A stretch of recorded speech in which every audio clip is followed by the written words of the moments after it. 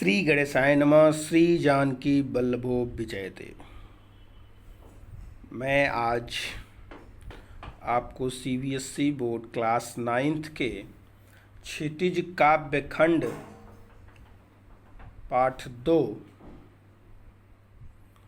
जो ललद्यद है, जिन्होंने वाक लिखा है, उसकी चर्चा आज हम करेंगे। उस चर्चा में आज ललद्यद, जैसा कि नाम से ही स्पष्ट है कि थोड़ा नाम आपको विचित्र लग रहा है। कहने का तात्पर्य यह कश्मीर के निवासी, यह कश्मीर के निवासी थे, कश्मीर के रहने वाले। यह जो कवित्री थीं, यह कश्मीर की रहने वाली कवित्री थीं, इसीलिए इनका नाम थोड़ा ललद्य, लफारिया, ललेश्वरी अर्थात कई नामों से इनको जाना जाता है। और इनके जो नाम है कई नाम से जाना जाता है। यह कश्मीर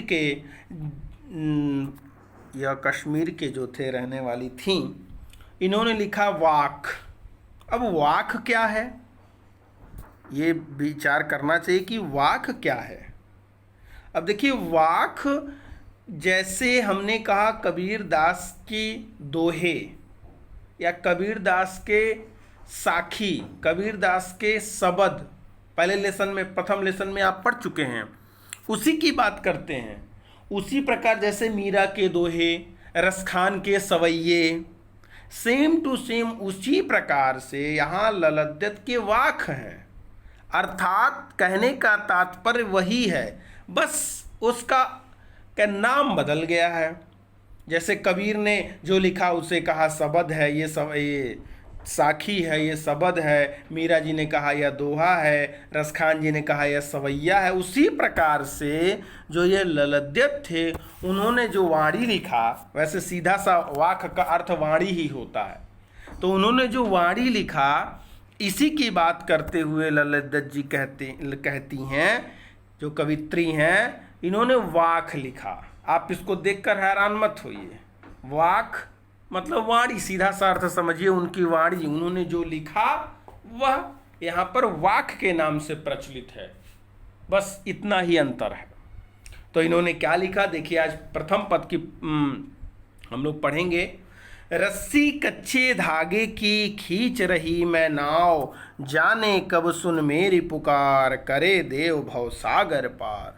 पानी टपके कच्चे सकोरे, व्यर्थ प्रयास हो रहे मेरे, और जी में उठती रह रहू, घर जाने की चाह है घेरे। क्या लिखा उन्होंने। अब कवित्री लिखती हैं, उनमें उनका कहने का तात्पर्य क्या है, यहाँ समझने वाली बात क्या है। देखिए, साधारण सी भाषा में रस्सी कच्चे धागे की खींच रही मैं नाव, क्या मतलब है इसका। लेकिन यहाँ पर इस शरीर के माध्यम से, शरीर से इन्होंने बताया कि नाव रूपी शरीर, यहाँ जो नाव है इसका अर्थ शरीर है, और रस्सी कच्चे धागे की, यहाँ कच्चा धागे की जो रस्सी बताई वह है हमारा श्वास। अगर श्वास ना आए, श्वास एक दो रुक जाए श्वास, तो फिर शरीर रहेगा, चलेगा फिरेगा, वह निष्प्राण हो जाएगा, खत्म हो जाएगा शरीर। तो देखिए, वह लिखने का और उनका भाव क्या है कि हे भगवान, अपने ईश्वर से, अपने प्रभु से प्रार्थना करती हुई कहती हैं ये कि रस्सी कच्चे धागे की खींच रही मैं नाव, जाने कब सुन मेरी पुकार, करे देव भव सागर पार। अर्थात मैं इस शरीर रूपी नौका को अपने कच्चे धागे रूपी, जो सांस रूपी कच्चे धागे की रस्सी बनाकर मैं इस शरीर को खींच रही हूँ, अर्थात जीवन यापन कर रही हूँ। क्यों ऐसा कहा, सीधी सी बात है, अगर श्वास बंद हो जाए तो हमारा शरीर निष्प्राण हो जाएगा, अर्थात श्वास से ही टंगा हुआ है यह श्वास रूपी। अब कच्चे धागे कहा क्योंकि श्वास कब बंद हो जाए क्या पता। इस कारण से उन्होंने पक्के धागे नहीं कहा, उन्होंने कहा कच्चे धागे। कि यह जो श्वास रूपी जो कच्चे धागे हैं, इनसे मैं इस शरीर रूपी नौका को मैं खींच रही हूँ। अर्थात श्वास आ रहा है, मैं जीवन यापन अपना कर रही हूँ, अर्थात जीव शरीर को ढो रही हूँ। शरीर इसी श्वास अगर खत्म हो जाए श्वास, तो फिर क्या होगा। तो इस पंक्तियों में कवित्री ने नाव की तुलना अपने जिंदगी से करते हुए, अर्थात शरीर जिंदगी से करते हुए, और सांसों को कच्चे धागे के रूप में बताया है। और इस प्रकार वह अपनी जिंदगी को काट रही हैं, जीवन यापन अपना कर रही हैं, और कहती हैं, जाने कब सुन मेरी पुकार, करे देव भव सागर पार। जाने कब सुन मेरी पुकार, करे देव भव सागर पार। हे भगवान, हे देव, हे प्रभु, मैं कब से आपको पुकार रही हूँ, कब से आपका ध्यान कर रही हूँ। आप मेरी पुकार कब सुनोगे, कब इस भव सागर से मुझे पार करोगे, इस संसार सागर से कब मुझे पार लगाओगे। यह संसार नश्वर है, क्षणभंगुर है, क्षण में यह नाश होने वाला है, अर्थात इसका विनाश निश्चित है। जैसे इस शरीर का भी आज नहीं, कल नहीं, परसों नहीं, किसी न किसी दिन विनाश निश्चित है, उसी प्रकार यह संसार भी नाशवान है, नष्ट होने वाला है। बस वह आत्मा जो है वह अनश्वर है, वह नाश, उस आत्मा का नाश नहीं होता है, उस आत्मा का नाश नहीं होता है, वह अनश्वर है, वह अनश्वर है, वह नाशवान नहीं है, और उस परमात्मा का ही अंश है आत्मा। तो इसीलिए उन्होंने कहा कि हे भगवान, हे देव, मैं आपको कब से पुकार रहा हूँ, और हे भगवान, आप मुझे कब इस भवसागर से पार करोगे। तीसरी पंक्ति में उन्होंने कहा, पानी टपके कच्चे सकोरे, व्यर्थ प्रयास हो रहे मेरे। अब पानी टपके, अब यहाँ पानी टपकना क्या है। कच्चे सकोरे, सकोरा आपने देखा होगा, दीपावली में यूज किया जाता है उसको, वह मट्टी का बर्तन होता है। तो मट्टी का बर्तन में पानी तो टपक ही सकता है, पानी तो गिर ही सकता है, या लेकिन यहाँ पानी के अर्थ से क्या है, इस पानी के अर्थ से हमारी आयु, अर्थात हमारी आयु जो है वह घटती जा रही है। अर्थात आप कहते हैं हम 10 वर्ष के हो गए, हम 20 वर्ष के हो गए, लेकिन आप यह बताइए कि अगर भगवान ने आपकी आयु 60 वर्ष तय की है, तो उसमें से 20 निकल गया तो 40 ही तो बचा।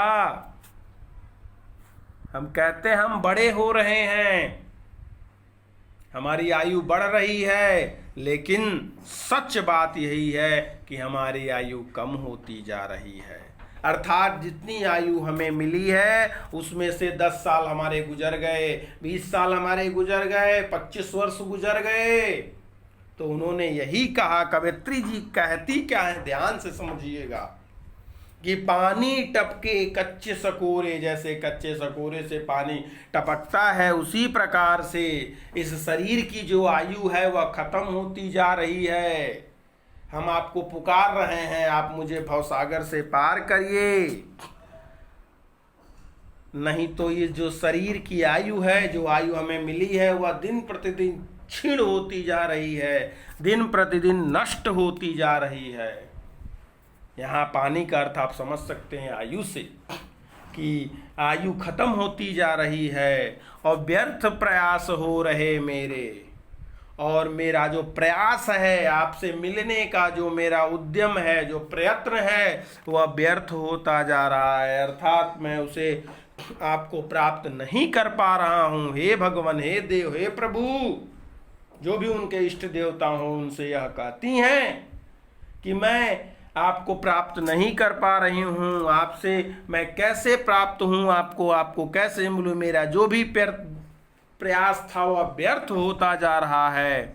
हम चाहते हैं आपको मिलना, आप से आपके पास, लेकिन हमारा जो प्रयास है, जो हमारा प्रयत्न है वह व्यर्थ होता जा रहा है, वह व्यर्थ होता जा रहा है। तो पानी टपके कच्चे सकोरे, व्यर्थ प्रयास हो रहे मेरे, और जी में उठती रह रहा हूँ। जी का यहाँ पर अर्थ है हृदय से, मन से। हमारे मन में, हमारे हृदय में रह रह कर यह कष्ट उठता है, यह विरह, यह हुक उठती है। और क्या हुक है? घर जाने की चाह है घेरे, घर जाने की चाह है घेरे। और हमारे अंदर बार बार घर जाने की, अब यहाँ पर घर का अर्थ जो हमारा इस संसार में घर है उस घर की बात नहीं करती हैं कवित्री जी, परमानेंट घर की बात करती हैं, उस आत्मा का परमात्मा से मिलन की बात करती हैं वो, और कहती हैं उस आत्मा का परमात्मा से मिलन, अर्थात घर जाना, हमारा जो परमानेंट घर है वह भगवान के पास ही है। हम तो यहाँ पर कुछ समय के लिए आए हैं, इस संसार में कुछ समय के लिए आए हैं, लेकिन यह आत्मा जो है वह परमात्मा का ही अंश है, और जब तक वह उससे नहीं मिलेगा तब तक इस आत्मा को चैन नहीं मिलेगा, भोग विलास में लिप्त रहता है। जब तक वह भगवान से नहीं मिलेगा तब तक वह नहीं समझ पाएगा इस चीज को। तो कवित्री जी का कहने का तात्पर्य यह है कि हे भगवान, मैं आपको पुकार रही हूँ, आपको याद कर रही हूँ, आपके पास जा आपसे मिलना चाहती हूँ, आपके दर्शन करना चाहती हूँ, और इस शरीर रूपी नौका को, इस शरीर रूपी नौका को या जिंदगी रूपी नौका को मैं अपने इस कच्चे धागे की श्वास रूपी रस्सी से, कच्चे धागे मतलब श्वास को कच्चा धागा बताया गया कि उससे मैं इस शरीर को खींच रही हूँ, अर्थात जीवन यापन कर रही हूँ। हे भगवान, हे देव, जाने कब मेरी पुकार आप सुनेंगे, जाने कब मेरे पुकार आप सुनेंगे, और हे देव, मुझे इस भव सागर से आप कब पार करेंगे, मुझे इस भव सागर से आप मुझे कब पार करेंगे, क्योंकि पानी टपके कच्चे सकोरे, व्यर्थ प्रयास हो रहे। मैं आपसे मिलने का, आपको प्राप्त करने का जो भी प्रयास करता हूँ, जैसा भी प्रयास करता हूँ, प्रयास नहीं कर पा रहा हूँ, अर्थात मेरे सभी प्रयास व्यर्थ होते जा रहे हैं, असफल मैं होता जा रहा हूँ, मैं आपको प्राप्त नहीं कर पा रहा हूँ, क्यों, और मेरी आयु भी क्षीण होती जा रही है। पानी टपके कच्चे सकोरे, जैसे कच्चे सकोरे से पानी जो है टपकता है, वह उसमें नहीं रुक सकता है, उसी तरह मेरी आयु जो है वह भी क्षीण होती जा रही है। हम कहते हैं कि हम 10 वर्ष के हो गए, हम 20 वर्ष के हो गए, लेकिन सच बात तो यही है कि जो हमारी आयु है 10 वर्ष कम हो गई। विचार कीजिए इस पर, हमारी आयु 10 वर्ष कम हो गई, हमारी आयु 20 वर्ष कम हो गई, ये कहने का उनका तात्पर्य है। जी में उठती रह रहू, घर जाने की चाह गेरे, और हमारे अंदर जी में बार बार यही हुक उठती है, हृदय में बार बार यही मन करता है कि आपसे मैं मिल लूँ। घर जाने की अर्थात उस परमपिता परमात्मा से मिलने की हमारी इच्छा जो है वह प्रबल रहती है। हम बार बार चाहते हैं कि उनसे मुलाकात हमारी हो जाएगी। क्यों? तो अगर एक लाइन में कहा जाए तो इन पंक्तियों में कवित्री ने जीवन में जो हमारा कहा है उन्होंने कि जिंदगी नाव को इन्होंने शरीर रूपी नौका को खे रही हैं, यह सांस के द्वारा, सांस रूपी जो कच्ची डोरी है उसके द्वारा, और मैं इस जिंदगी को काट रही हूँ। प्रभु, आप मेरी पुकार कब सुनेंगे?